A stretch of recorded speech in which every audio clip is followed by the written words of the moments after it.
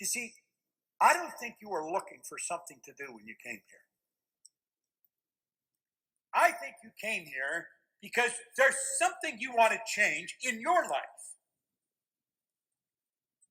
Yet you've either been watching some videos and think, this might help me, or somebody's told you to come because they got a lot out of something that we've done.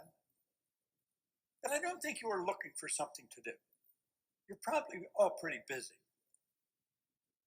Yet I personally believe that virtually everyone in this room wants something you haven't got. Now, I don't know how serious you are about it, but I think we all do. I think that's inherent within us.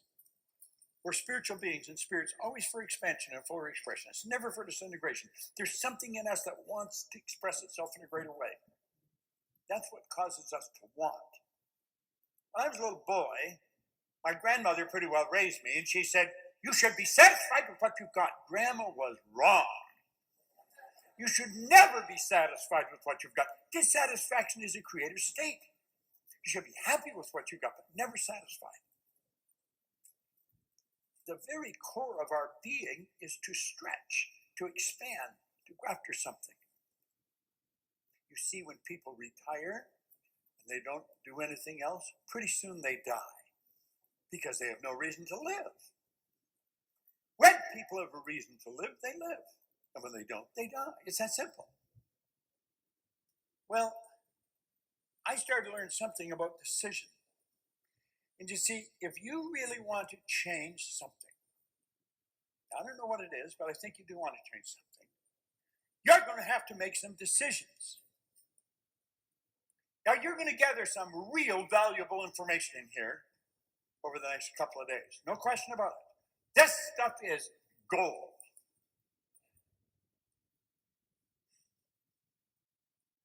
But if you don't make a decision, nothing's going to happen. Nothing.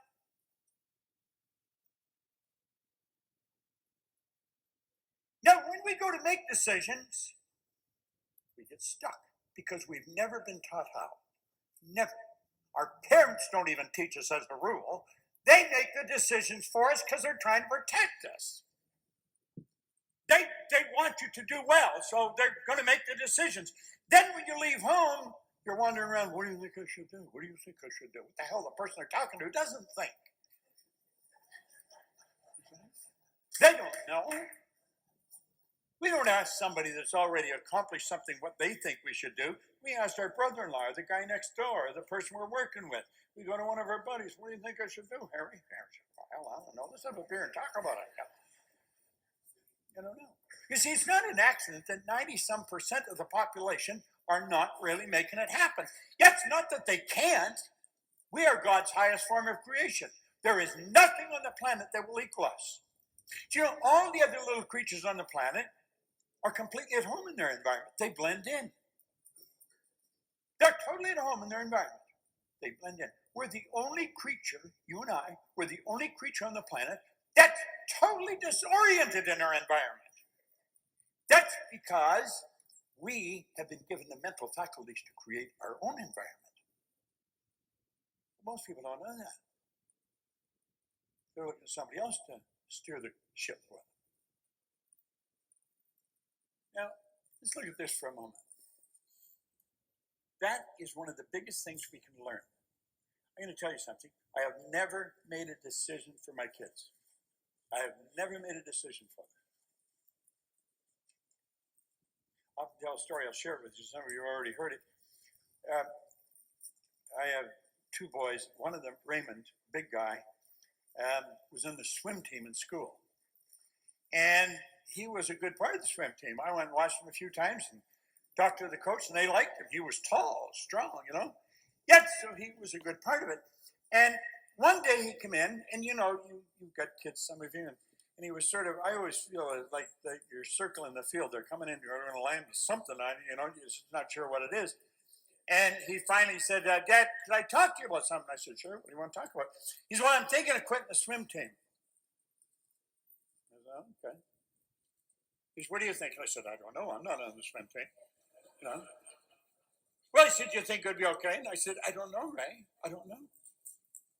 Well, what do you mean you don't know? I mean, what do you think? I said, Ray, I don't know. Now, I know what Ray's problem was. I could hear him leaving the house at 5 o'clock in the morning. He didn't like getting up. Everybody else is in bed. He's going to get in a cold pool. See? And he was having difficulty with this. Well, I said, what do you think? And I said, I don't know. I said, you talk to the coach? Well, no, not yet. I could see he was struggling with this. So he kept fooling around. I said, I don't know, Ray. I said, I honestly can't help you. It's a decision you're going to have to make. Okay, well, I think I'll leave. I said, okay. So he's leaving the room, and I said, oh, Ray. I said, come here. I said, you're having trouble with this, aren't you? Oh, yeah. I said, you know something? Next time you go to quit something, it'll be easier. No, it will. Yeah, I said, if you keep working at it, I said, you're going to be a professional quitter. He said, oh, God, and he leaves the house. No. But that's true. He was quitting for the wrong reason. I don't think there's anything wrong with quitting something if you're quitting for the right reason. He was quitting for the wrong reason. He was having trouble making a decision. Let's think of this for a moment. Hill made it very clear.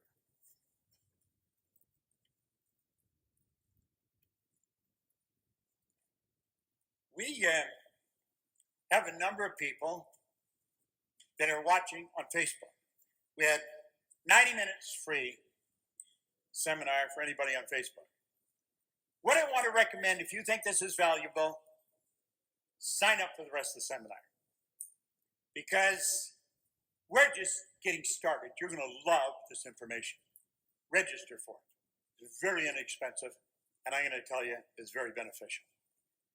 Now, Hill wrote a whole chapter here on decision. And right at the start of it, it's one of the longest chapters in the book. It's a chapter I would recommend some of you read every day for 30 days, 60 days, something like that. He said, an accurate analysis of over 25,000 men and women who had experienced failure disclosed the fact that lack of decision was near the head of the list of the 30 major causes of failure.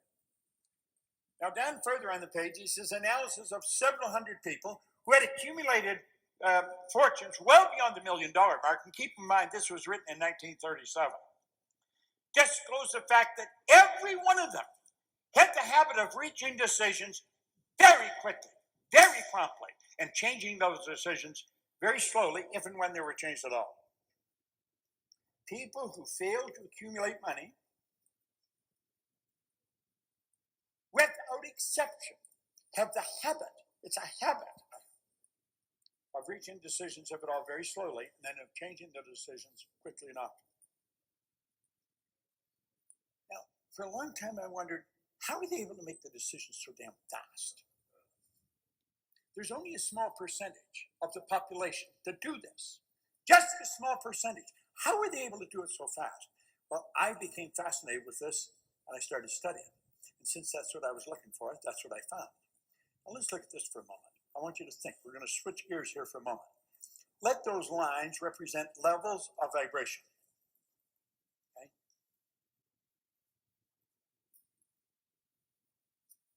Every level is connected to the one above and the one below.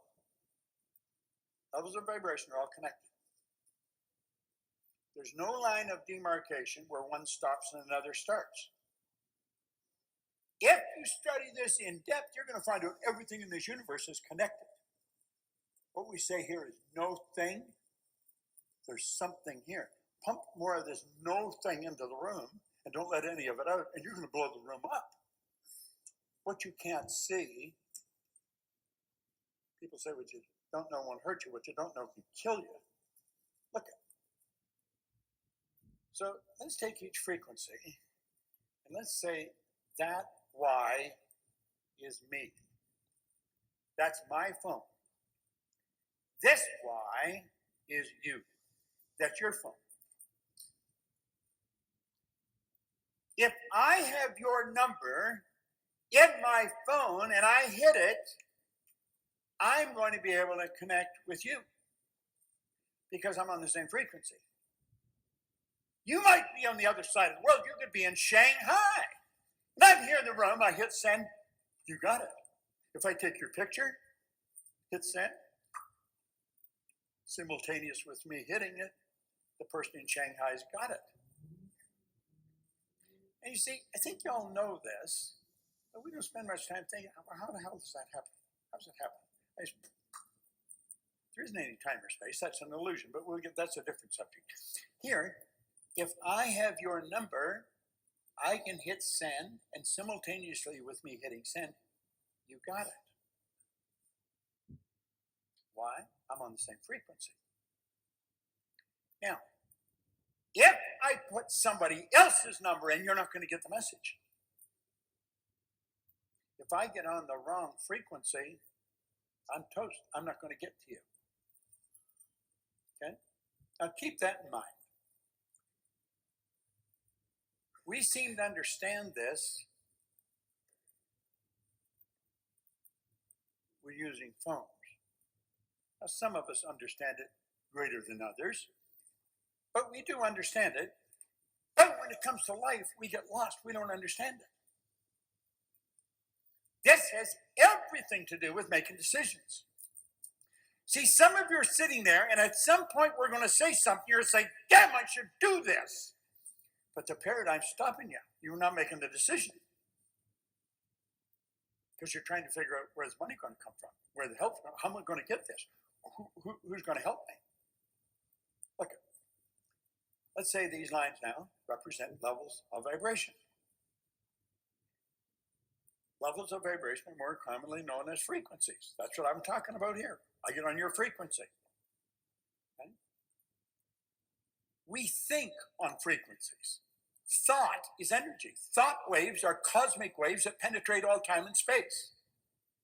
I had the good fortune of working with Captain Edgar Mitchell, who was the captain of the lunar landing module on one of the Apollo flights. He was doing thought transference exercises from the other side of the moon with Sherman and Ford here in the planet. It was all written up in psychology magazines. But I talked to him about it. He understood. You just got to get on their frequency. And there you go. Now look, you think on frequencies. Thought is energy. You can photograph the energy leaving a person. You feel the energy. Well, you think, and it's the thoughts that produce the results you're getting. So we say, they're my results, but this is what I want up here. That's not what I want. This is what I'm getting, but that's what I want. And I'm going to do that. I'm going to do that as soon as I get the money. I'm going to do that as soon as the kids are out of school. I'm going to quit my job and start my own business as soon as we get some money put away. We're always going to do it at another time. And pretty soon, the decision fades and dies. And then, of course, so does the goal. Now, what's the problem here? The problem is this person doesn't know how to make a decision. They say, no, I made a decision. No, you didn't. Said, I'm going to do this when this changes. But you see, this isn't going to change because you're down here thinking on this frequency, and what you want is up here on a higher frequency. And there you go. Now look, you think on frequencies. Thought is energy. You can photograph the energy leaving a person. You feel the energy. Well, you think, and it's the thoughts that produce the results you're getting. So we say, they're my results, but this is what I want up here. That's not what I want. This is what I'm getting, but that's what I want. And I'm going to do that. I'm going to do that as soon as I get the money. I'm going to do that as soon as the kids are out of school. I'm going to quit my job and start my own business as soon as we get some money put away. We're always going to do it at another time. And pretty soon, the decision fades and dies. And then, of course, so does the goal. Now, what's the problem here? The problem is this person doesn't know how to make a decision. They say, no, I made a decision. No, you didn't. Said, I'm going to do this when this changes. But you see, this isn't going to change because you're down here thinking on this frequency, and what you want is up here on a higher frequency. So you're down here trying to get this, and you're trying to get that. That's like tuning in on an AM frequency, trying to get FM music. You're not going to get it. So your mind and thoughts must be focused on the same frequency as your want. Now look at it. If you'll make a committed decision, this is what I'm going to do. Now here all weekend, I'm going to keep hitting you to make decisions. And there's times when you probably will get a little pissed off with me. You won't like it too well. Because I'm pushing you where you don't want to go. You see, if your paradigm is saying stay here, you're trying to go somewhere else, you know how difficult it was to write with that other hand? That's not an easy thing to do. You could do it, but geez, it was scratchy. It wasn't very neat. And, you know, I suggest writing a full page every day for 30 days. Well, how many here will do that? I'm going to tell you, it's going to do you a lot of good if you'll do it. But it's not an easy thing to do. When you make a committed decision, that's different. You'll do it regardless. When you make the committed decision, then you begin to think and act like the person you want to become. Want is the only prerequisite to making a decision. Just do you want it? Not have you got the money? Do you have the talent? Do you know how you're going to do it? None of that matters. The Wright brothers had absolutely no idea how to get into the air. They were bicycle mechanics, for goodness sake.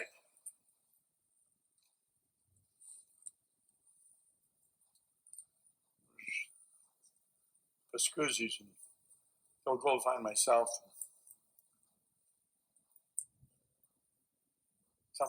Flew across the country the other day for 5 hours from New York to Los Angeles. We figured out back in 1800 it would probably take 4 or 5 months. What a difference those bicycle mechanics made in the way we live. Now think. Really think. Want is the only prerequisite. That's the only prerequisite to making a decision. Do you want it? Now some of you say, well, that's being irresponsible. No, it's not. No, it's not. You see, that's why successful people make their decisions so fast. Took me a long time to figure this out. They don't have to call a meeting. It doesn't matter whether they've got the money. It doesn't matter where the help's going to come from. None of that matters. The only thing matters, do you really want to? If you really want to, you will find the way. Go read Man's Search for Meaning. Viktor Frankl's book. He spent the war years in a concentration camp. A Jewish psychiatrist from Vienna. I don't suppose anybody has ever had more physical and intellectual abuse than what he and some of his colleagues got. He said, all you have to do is want to, and you can keep going. You see, these people are successful because they knew what they want. They knew what they want. When Sandy came to me and she said she wanted to build a program, I thought, oh, hell, here's another one, you know. But she wanted it. Now, I believe you want to change, or I don't think you'd be here. I don't think you're here because you're looking for something to do. Now, I'm going to suggest different things to you this week, or this weekend, as Sandy will. And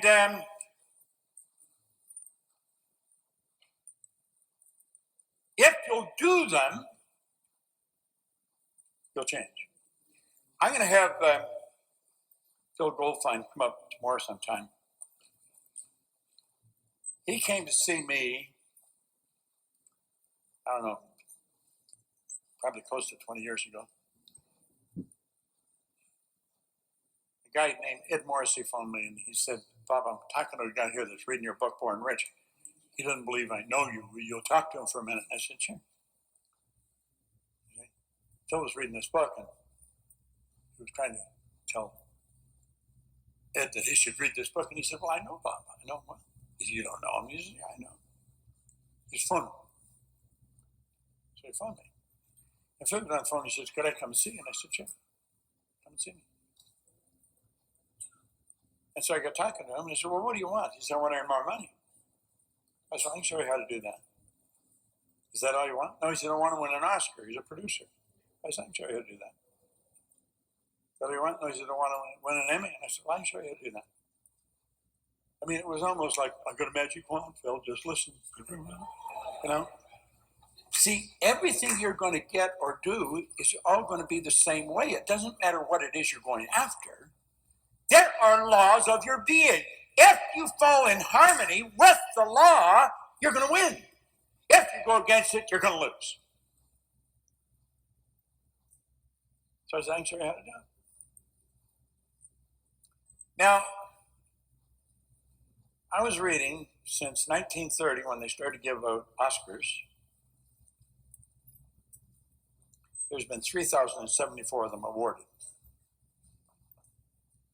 There has only been 26 people that have won an Oscar, an Emmy, and a Tony. Just 26 people. 3,074 won an Oscar, but only 26 have won the Oscar, the Emmy, and the Tony. Now, of course, the Oscar's for movies, the Emmy's for television, the Tony's for Broadway. There's not many people do them all.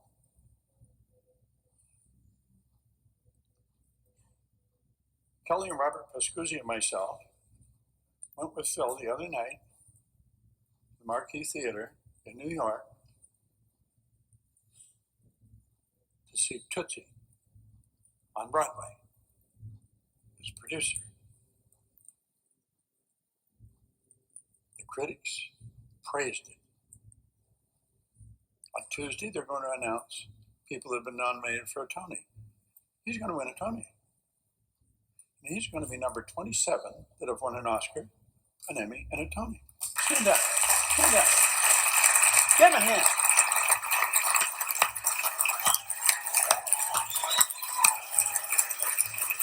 Now, when I met Phil, I said, what's the most you've ever earned in a year? He's about $250,000. He lied. He told me later he lied. He'd earned about 200.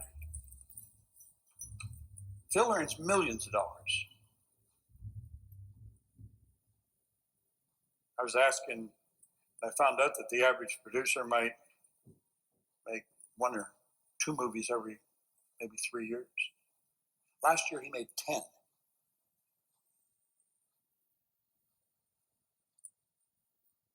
So he went from not earning that much, no Oscar, no Tony, no Emmy. He's going to have them all. I said, if you just do exactly what I'm suggesting, I don't tell him what to eat or what time to go to bed, but there's certain things you should study. I would tell him certain books. In the 20 years I've known him, I was mentioning on the plane the other day, he is without question one of the best students I've ever worked with. He does exactly what I tell him. If I say read this book, he'll study it. Now if I say read it over and over, just don't stop reading it, he'll do that. And he tells me, he says every time, he says, you know, this works for everything. And I said, that's right. It works for everything. Now, why am I getting this across like this? Because you're going to be thinking of something. You're going to be thinking, I should do that, and you won't make the decision. The paradigm will try and stop you. You're going against your conditioned way of living. And if you don't go against the conditioned way of living, you're going to stay where you are. How could a guy that had maybe 2 months high school, and they kicked me out, I didn't walk out, they threw me out. I had no business experience. But I sat down one day, and I took a pen, and I said, I'm going to build a company that operates all over the world. Right now, we are streaming to over 100, I know it's over 100 countries, probably 120 countries. We have thousands of people that are watching this all over the world. We have earned millions of dollars. This is not an accident. This is following certain laws of our being. It's a simple matter of understanding paradigms and understanding the importance of a decision.